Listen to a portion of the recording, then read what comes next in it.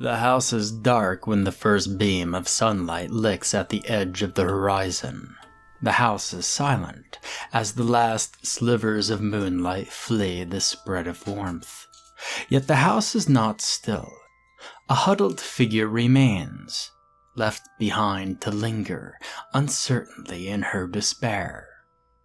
She is crouched low to the ground and moving with jerking, rigid motions. The woman scuttles up and down the hallway, knuckles white as she grips that dark rag. Her movements are desperate, breath heavy with fear and adrenaline. Even as the minutes trickle steadily by, May cannot bring herself to stop. Legs sprawled out behind her now, sweat dribbling down her brow. The woman drags that cloth back and forth, to and fro. The suds blossom outwards with each rugged swipe, soaking the floorboards and the edge of her skirt with every movement. She barely seems to notice the irritating thudding of that grandfather clock, and hardly seems to even care. Those dark eyes are completely fixated at the task at hand, desperation licking at her terse expression. The woman continues her rugged scrubbing, frustration mounting. It's not enough. It's still not enough. May knows all too well what's at stake. What will happen if she fails to erase that damned stain? Even if nobody else can see it, even if she's the only one that understands, May cannot forget the implications of leaving such a horrid scar behind. The movements become more desperate, soaking the floorboards and leaving both hands raw from exertion. And then, as abruptly as the sudden panicked cleaning frenzy had begun, the woman suddenly stops. A rotten hunk of despair coils deep inside of her chest cavity, hands trembling uncontrollably, soapy rag tumbling from her grip.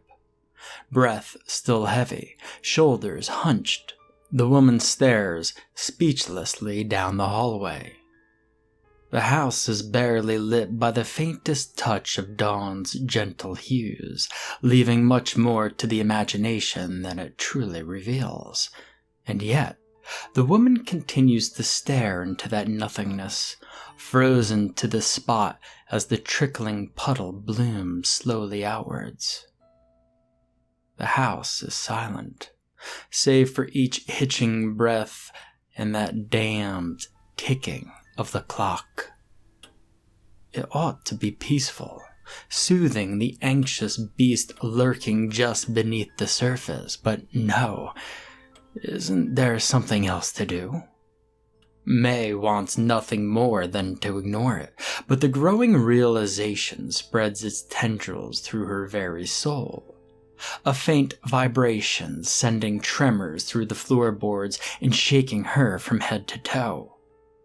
Every movement shakes her very essence, each cautious footfall leaving stabbing needles prickling through the back of her eyes. May doesn't dare move an inch. Dark eyes brimming with unease and irritation as the sensation continues to grow steadily stronger still. And when the sound finally splits the silence, she almost misses it. At first, it's only a very faint scratching. Tiny paws with even smaller nails, caressing the walls with each gentle click. Anyone else might have lost the sound amid the creaking of the settling house, or not cared enough to even bother listening in the first place. But May isn't anyone else. She can't ignore this any more than she could ignore the mess plaguing her precious home. The woman jerks abruptly to her feet, jaw clenched and tremors subsiding. The more she fixates at the intruder's cautious movements, the more it nibbles away at her very last nerves. The first step is instinctive, accidentally dipping a sock into the suds and leaving her recoiling in disgust. But the second step is much more meaningful, creeping cautiously toward the source of such a horrid sound.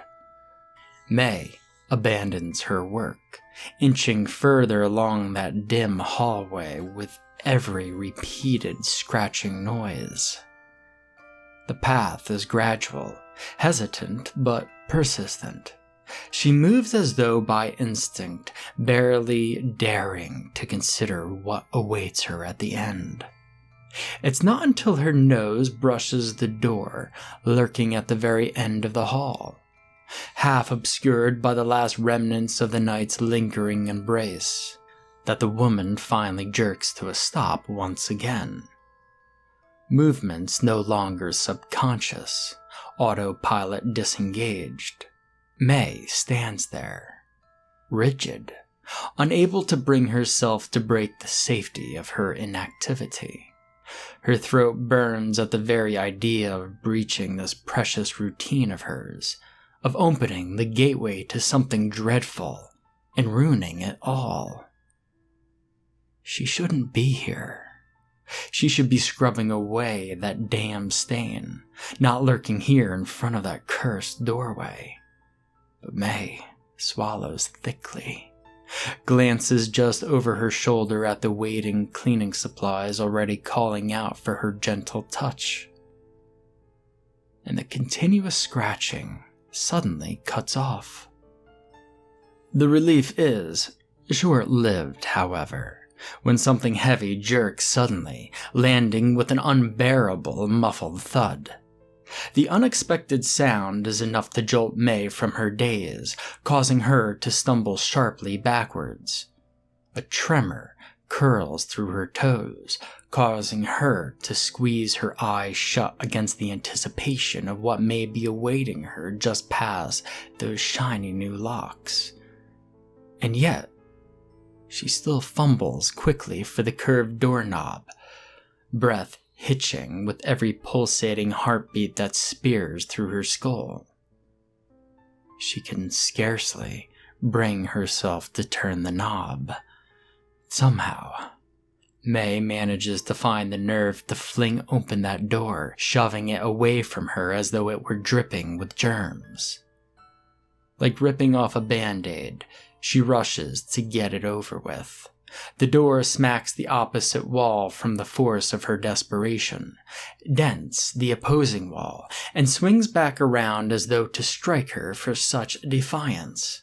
But even as quickly as it rushes back, the door is nowhere near fast enough to obscure May's vision. And oh God, the closet awaiting her is cramped, barely wide enough to house the boxes of clothes left behind. The light bulb overhead has burnt out ages ago, long forgotten by a woman with far too long a list of to-dos.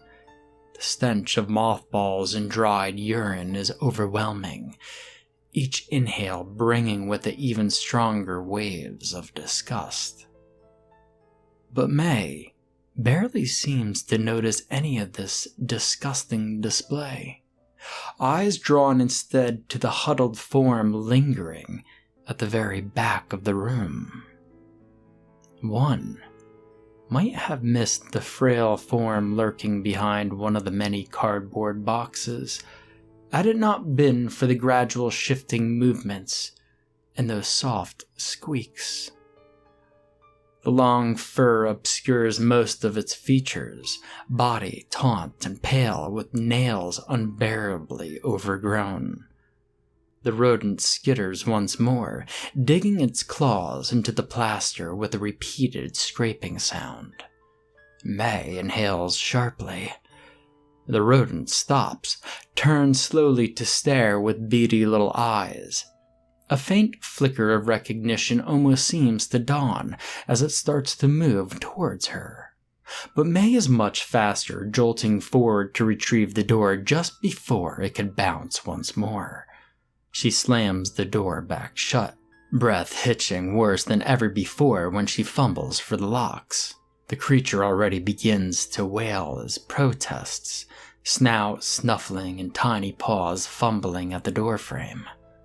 May shrieks, throwing her full weight backwards in her desperation to trap the beast back inside the closet where he belongs. She doesn't even remember the tears brimming, but already they obscure her vision and leave her gasping breathlessly. By some miracle, the squealing gradually subsides. May can't stop shaking when she finally manages to pull that final lock snugly back into place, taking a faltering step backwards. And the house is silent once more, as the final rays of sunlight light up the hallway and reveal each hidden corner of her beloved home. May hesitates for a moment longer, before cautiously retreating to her corner of soap puddles and horrible stains. Kneeling, she fumbles for the abandoned rag and begins to scrub her bitter tears into the mix. As sun sears the sky above, only to dip back down and melt into the rapidly dimming horizon. The cycle continues without fail, only the faintest hint of how much time has passed shining through that glimmer of moon. Up and down it goes, streaking across the sky as the Godfather clock marches steadily onwards, never ceasing, always flowing. She couldn't stop it even if she wanted to. May could no longer tell how much time had passed, her palms red and raw from the bleach, and all she knows is that the creature has gotten much bigger now, and his irritable scratching so much louder. The sounds tear through her eardrums, flooding the hall with its excessive racket. She can no longer stand it, tears welling as she shakes her head back and forth violently. No, no, no. It wasn't supposed to be like this. He was never... And memories now dancing by in horrid rhythms. The woman suddenly fumbles with that bottle. It pitches forward, just missing a brush with her mostly chewed fingernails. The bleach clatters noiselessly as it gushes out over the worn floorboards, seeping into a stain that still won't go away. May hesitates, breath hitching as she gazes down at the mess. The burning stench burrows in through her nostrils, makes a home there among the nub of irritation left by such horrid racket. She almost finds herself reaching for the bottle before she catches herself and withdraws again with a sharp huff. And instead, her eyes jolt sharply back to the door once more, lingering at the end of the hall. May swallows, draws back both arms to hug herself tightly. The sound still won't cease. The creature is ramming his weight against the door now, straining against the hinges and those shiny new locks, squealing all the while, scrabbling and hissing as he claws away at the doorframe. Teeth gnash and drool sputters. The damn thing just won't give up. He won't stop until she's gone completely out of her skull. May shudders violently, the ice suddenly racing through her pulsating veins, leaving her reeling. And a bitter realization that melts in her mouth, leaves remnants of its horrid, coppery flavor. She gags silently, even as her mind starts to race. She can't stand tearing her gaze away any longer. It is far quicker to cross the household and arrive trembling in front of that door. The pounding becomes louder still, blending with her frantically racing heartbeat and reaching a terrifying crescendo. May only falters once she reaches that dreaded doorway, sweat-slicked hands sliding off the doorknob and resting uneasily by her side. Those wide eyes flicker to one side, catching a glimpse of the dark shape lurking nearby. She stares motionlessly at the waiting umbrella stand, dark wood cradling only a long-forgotten, inverted umbrella. And May can't even recall the last time she even needed to use it. The last time she saw any hint of rain in those dark clouds lurking overhead. She can't even remember the last time she went outside at all. May swallows hard once again. This time, she moves sharply before she has time to regret such brashness. She plunges her hand into the umbrella stand, tightening pale fingers around the base of that sad, crumpled umbrella. Even as she tugs it out of the stand, May is already holding it close to her chest as though the damn thing could protect her from such horrors. She inches closer to the doorway once more, eyes darting back and forth in an agitated fashion. One step. She sucks in a heavy, deep breath. 2 steps. The hand falters just before the locks. 3 steps. A bead of sweat trickles down as she pushes herself onwards. 4 steps. She pushes through the chill settling just beneath her skin and twists the doorknob sharply enough to make her bleach-seared skin sing. 5 steps. She finally sees it. The cramped closet awaiting her gaze is silent and still. May's grip falters slightly.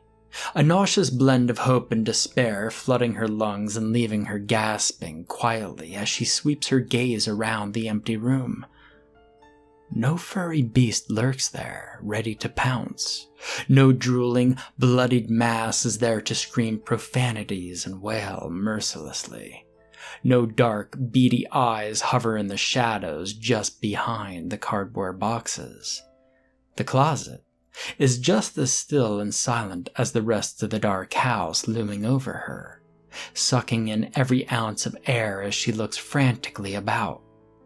There must be something she's missing here, something she, May, doesn't see the figure huddled just on the other side of that slowly creaking door.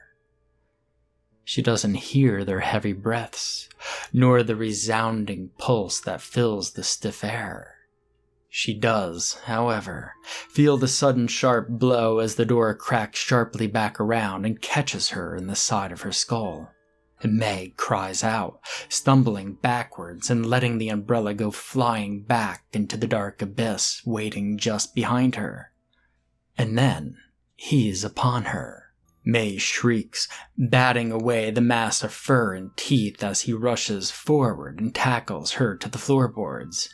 They creak in protest from the sudden weight, interrupted only by the terrified screams of the flailing woman and her snarling assistant. May squirms about in a desperate attempt to dodge those snapping jaws, but the rodent still manages to find purchase just above her shoulder. He bites down hard, teeth melting through frail skin and digging deep into the tangled muscle lurking just below the surface. May shrieks again, kicking both her legs and bucking her hips, trying frantically to throw the beast off. He resists her efforts, snarling and hissing, spraying her with saliva and blood as his jaw clenches and releases, and the beast begins to gnaw at her exposed flesh, tearing and gouging as he burrows deeper and deeper still. The pain tears blur her senses, leaves her sputtering and choking, even as she claws one hand against the creature's naked side. The dark streaks stain the vulnerable flesh, causes the beast to shriek back at her in protest. Even when the creature sinks his teeth in deeper through sheer protest, May only lashes out with her other hand and catches him just above one of his beady eyes, and the creature recoils, only slightly. Still, that's just enough for May to scramble upwards and shove the beast off to one side. The creature yelps in confusion and anger, shaking his hairy head as his nails skitter against the floorboards. Before he could get a chance to gather his bearings, though, the desperate woman drags herself back to her feet and lunges forward. She stumbles straight into the towering grandfather clock, causing it to rock violently against the wall. May reaches up and grasps the side to steady herself. Already, the beast is recovering, screaming in rage as he barrels back towards her. May wails a desperate shriek as she tugs at the clock, sends it tumbling loudly downwards and straight into the charging beast. The massive claw crashes down hard, catching the creature almost exactly where May had successfully clawed him across the face. They both go down hard enough to shake the very foundation of that tiny house, leaving the beast temporarily dazed. And May doesn't give him the opportunity to recover again, shrieking like a banshee as she throws herself back at the duo. She lands heavily on top of the grandfather clock. She brings both hands down to pound again and again. The creature gags, barely audible just under the cracking and creaking that fills the air. His dark eyes dart to and fro, pupils mere pinpricks as it struggles to find something to focus on. Eventually, they manage to land on the panicked woman still trying to crush him under the clock's unbearable weight. The creature sputters, weeps, and gasps out but a single whimpering phrase. "Mama. Please, I'm sorry, May hesitates.